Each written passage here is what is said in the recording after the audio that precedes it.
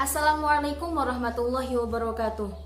Rabbi shrah li sadri wa yassir li amri wahlul 'uqdatam min lisani yafqahu qawli.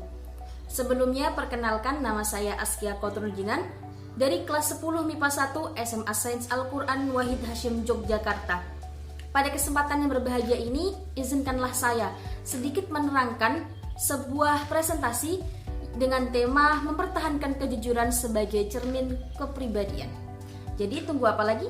Let's go! Yang pertama adalah jujur dalam bahasa Arab semakna dengan kata asyidku atau siddiq yang artinya benar. Lawan katanya adalah dusta atau bohong. Dalam bahasa Arab semakna dengan kata kadzdzaba yukadzibu, al-kadibu atau bohong.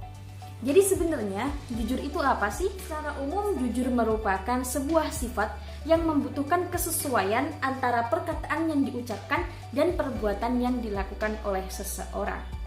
Artinya, seseorang dapat dikatakan jujur jika ia mengucapkan sesuatu yang sesuai dengan kesebenarnya disertai dengan tindakan yang seharusnya. Jadi, jujur adalah sikap tulus dalam melaksanakan sesuatu yang diamanatkan.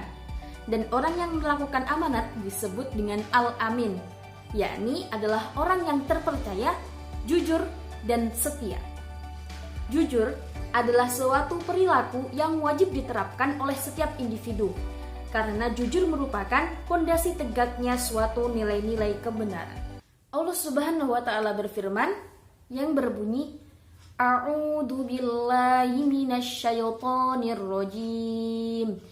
Bismillahirrahmanirrahim.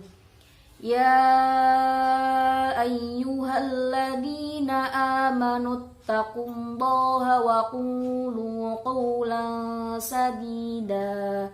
Yang artinya, wahai orang-orang yang beriman, bertakwalah kamu kepada Allah dan ucapkanlah perkataan yang benar. Quran Surat Al-Ahzab ayat 70. Imam Al-Ghazali membagi sifat jujur menjadi 3 bagian.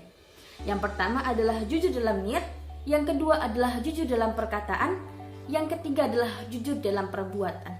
Sekarang kita pecah satu-satu terlebih dahulu. Yang pertama adalah jujur dalam niat atau berkehendak, yaitu tiada dorongan bagi seseorang dalam segala tindakan dan gerakannya selain dorongan kepada Allah Subhanahu wa Ta'ala. Yang kedua adalah jujur dalam perkataan atau lisan, yaitu sesuainya berita yang diterima dengan yang disampaikan. Barang siapa yang menjaga lidahnya dengan cara selalu menyampaikan berita sesuai dengan fakta sebenarnya, ia merupakan jujur dalam perkataan atau lisan.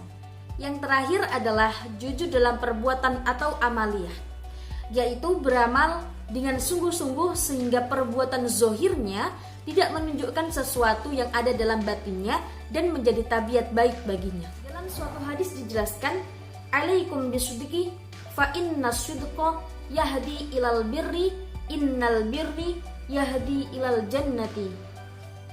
Ruwahul Bukhari wa Muslim. Yang artinya, hendaknya kamu selalu jujur karena kejujuran itu akan membawa kepada kebaikan dan kebaikan itu akan membawa ke dalam surga. Hadis Bukhari dan Muslim. Jadi, kejujuran merupakan petunjuk dan jalan menuju surga Allah Subhanahu wa Ta'ala. Sedangkan dusta adalah petunjuk dan jalan menuju neraka. Itulah pentingnya untuk kita bersikap jujur dalam segala aktivitas dan segala perbuatan yang kita lakukan. Jujur adalah sifat para nabi dan rasul Allah Subhanahu wa Ta'ala. Sedangkan bohong atau dusta adalah ciri atau sifat orang-orang munafik. Dalam suatu hadis dijelaskan, ayatul munafiqi thalasin, idza haddatsa kadzdzaba wa idza wa'idha akhlafa wa idza tumina khona. Artinya, tanda-tanda orang munafik itu ada 3. Jika berkata ia berdusta, jika berjanji ia mengingkari, dan jika diberi amanah dia khianati. Hadis riwayat Bukhari dan Muslim dari Abu Hurairah. Sebenarnya dalam Islam diperbolehkan untuk berdusta. Namun perlu diingat, dusta hanya boleh dilakukan dalam 3 hal saja. Yang pertama, yaitu ketika seseorang istri memuji suaminya atau sebaliknya.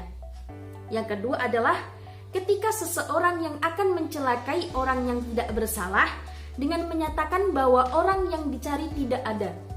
Yang ketiga adalah ketika ucapan dusta untuk mendamaikan dua orang yang sedang bertikai dengan tujuan agar mereka damai dan bisa hidup rukun kembali. Nah, lalu apa saja sih contoh-contoh perilaku jujur dalam kehidupan sehari-hari? Sebenarnya contoh berperilaku jujur dalam kehidupan sehari-hari itu sangat banyak sekali dan tentunya tidak terbatas. Di sini saya akan memberikan beberapa contoh saja ya. Yang pertama adalah mengembalikan uang sisa belanja meskipun kedua orang tua tidak mengetahuinya. Yang kedua adalah melaporkan prestasi hasil belajar kepada orang tua meskipun dengan nilai yang kurang memuaskan. Yang ketiga adalah mengatakan dengan sejujurnya alasan keterlambatan datang atau ketidakhadiran ke sekolah. Yang keempat adalah mengembalikan barang yang ditemukan kepada pemiliknya atau melalui pihak yang berwajib. Nah kan kita wajib nih melakukan perilaku jujur dalam kehidupan sehari-hari. Sebenarnya apa sih hikmah di balik perilaku jujur ini?